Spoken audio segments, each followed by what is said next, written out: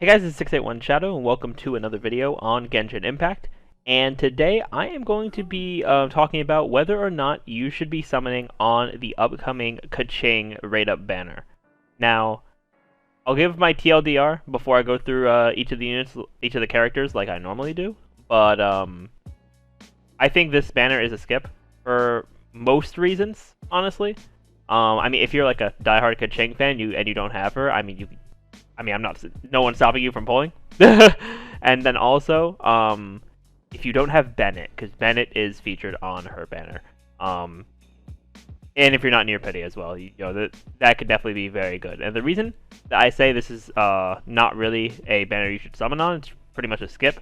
It's for two reasons. First is that Keqing is she's been on every banner so far for 5-star character banners, and because we're able to get free summons via the Acquaint Fates and whatnot, I feel like you're gonna have a better chance of pulling her there.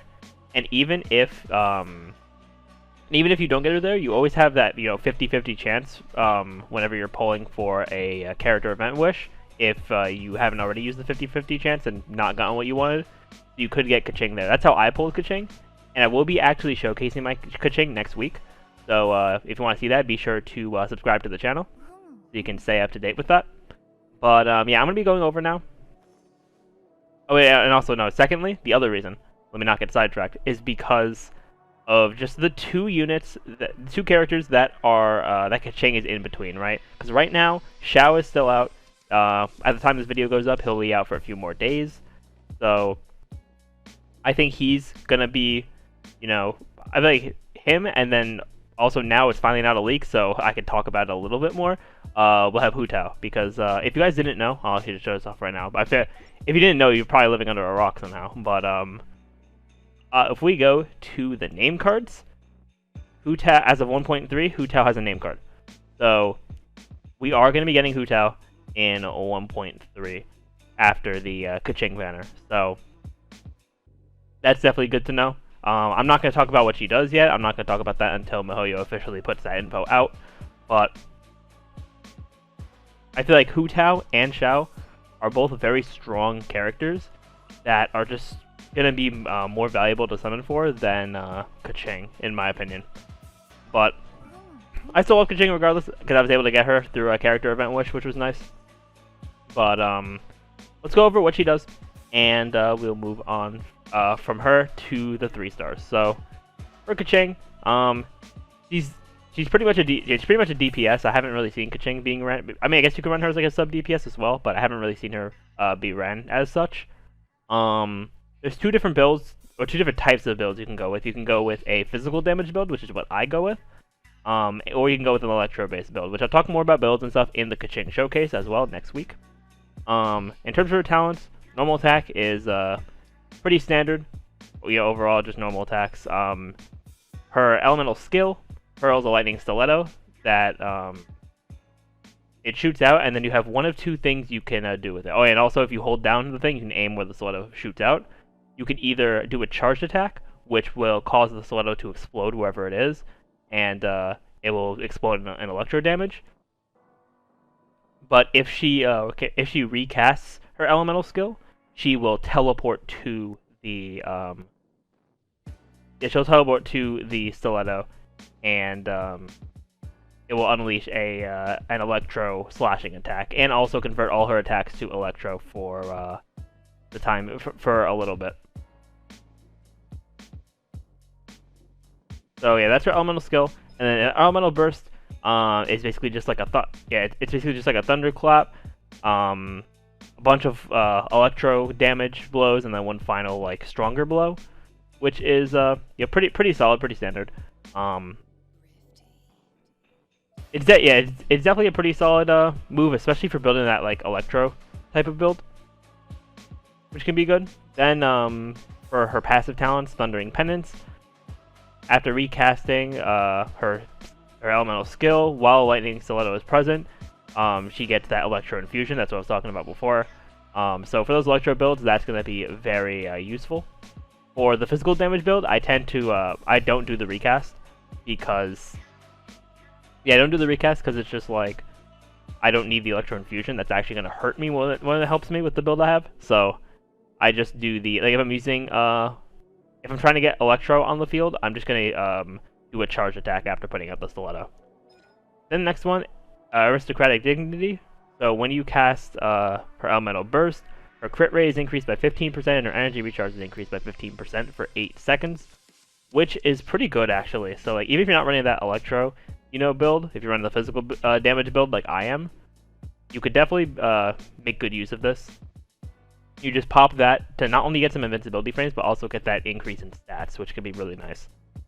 And then Lands Overseer, less time on expeditions, which can be good.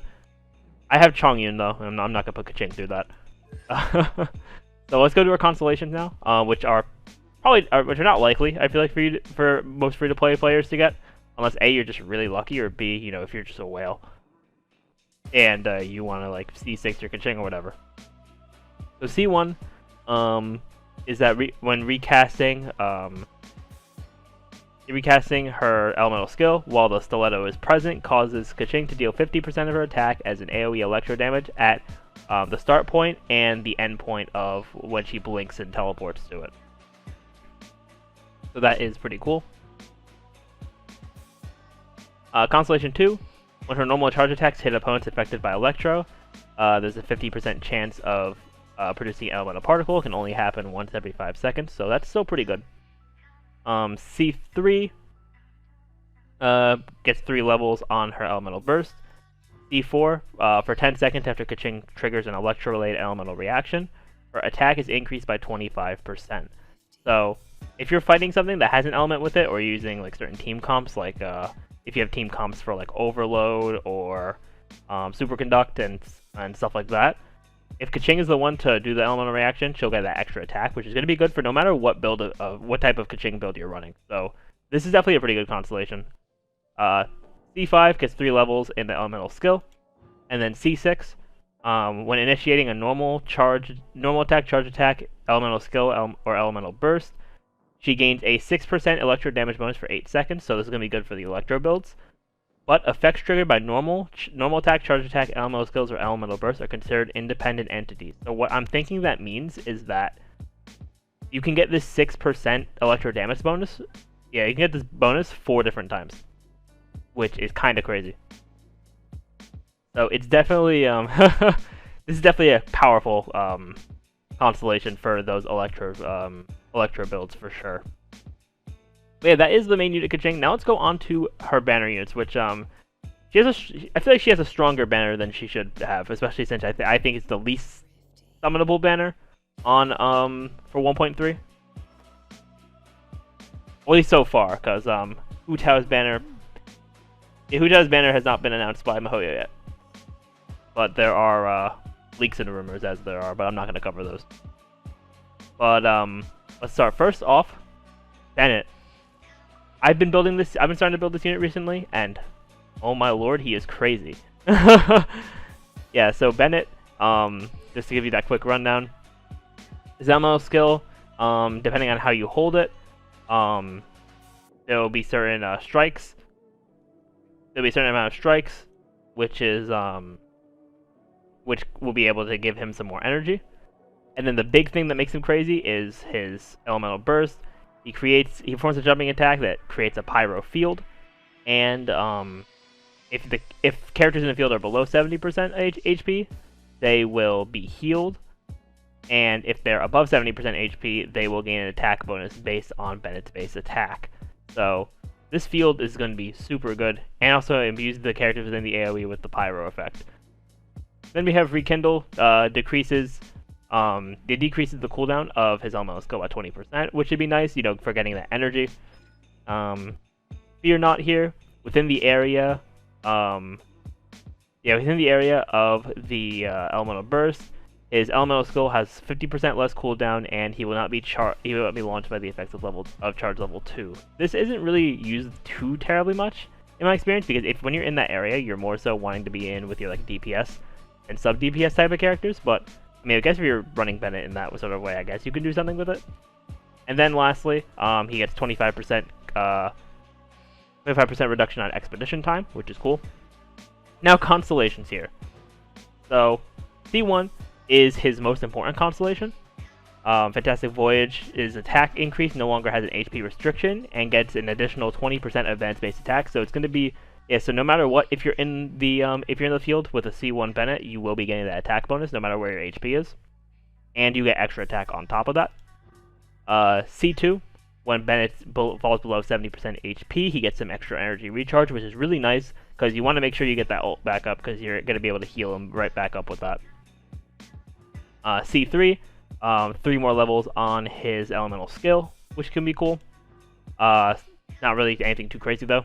C4, using a normal attack when executing the second attack of Passion Overload's charge, level 1 allows the additional attack to be performed. And this additional attack does 135% of the second damage. The second attack is damage. This is good because it lets you get some more energy. And getting more energy for Bennett is always good. It's always definitely good. C5 is really good as well. Increases the level of his elemental burst by 3. You get some more benefits from that.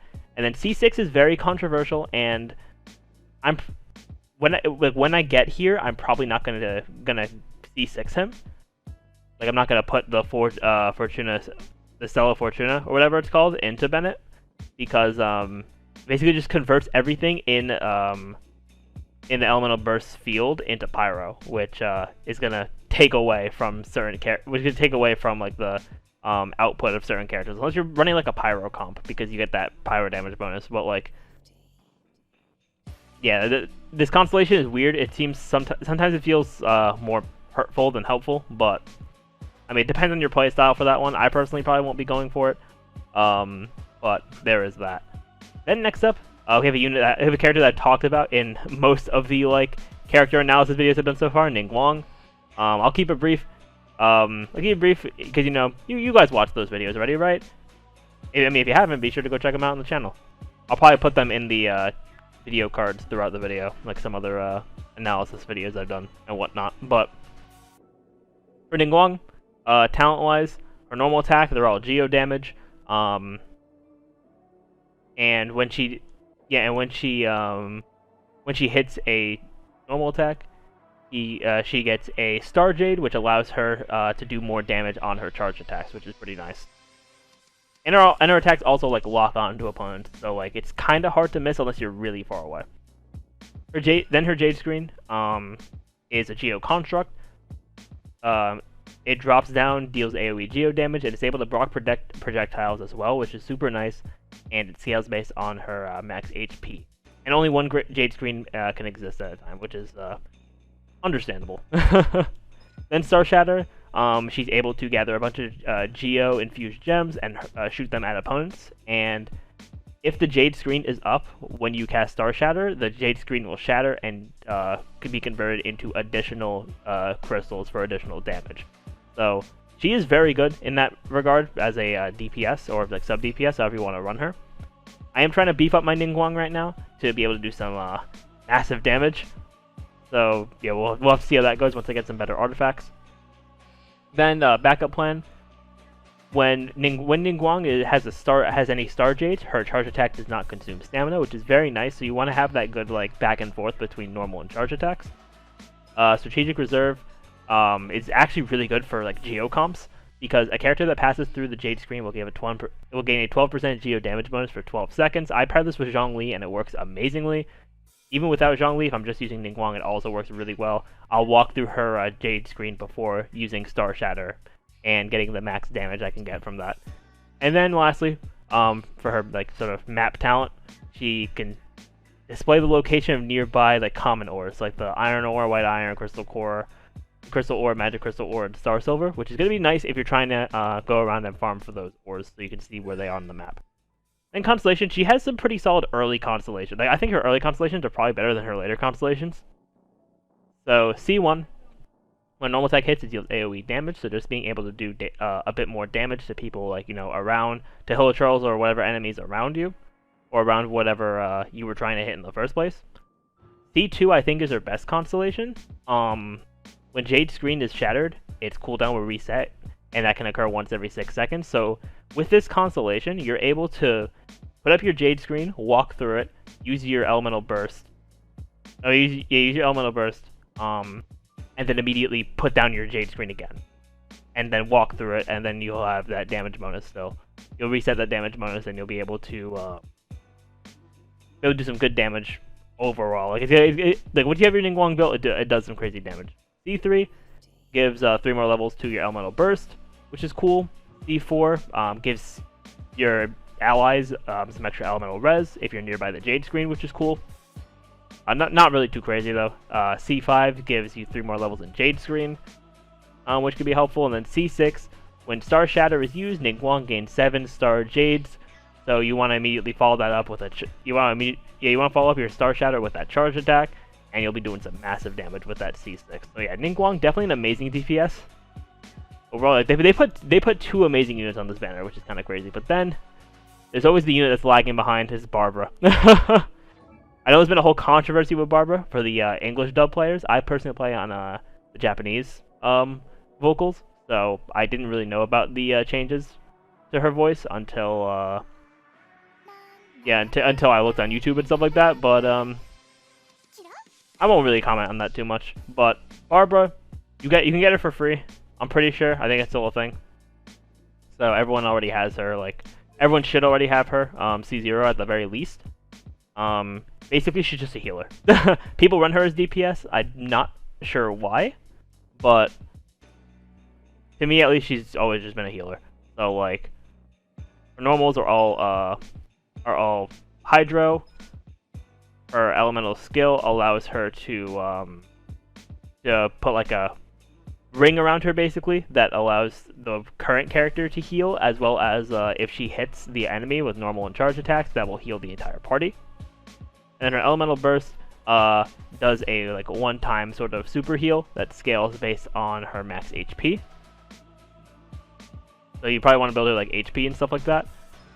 Then this talent, Glorious Season, less stamina consumption when they're inside of the melody loop of the elemental skill. Encore, which when your active character gains an elemental orb or particle, the duration of the melody loop is extended by 1 second, and up to 5 seconds. And then she has a cooking talent for restorative products, chance to get double the product, which is always fun. Then for her constellations, I don't think her constellations are really that good. If you having one Barbara is fine. So C1, she regenerates 1 energy every 10 seconds, which is solid, but not really like the most necessary thing ever. C2 decreases the cooldown of her elemental burst by 15 seconds, and during the ability's duration. Oh wait, no, that's not the elemental burst. That's the elemental skill. My fault there. Yeah, that was the elemental skill, and an extra Hydra damage bonus, which could be good for like a Hydra comp if you're running her with like Child, for example, or maybe even Mona if you're running like DPS Mona.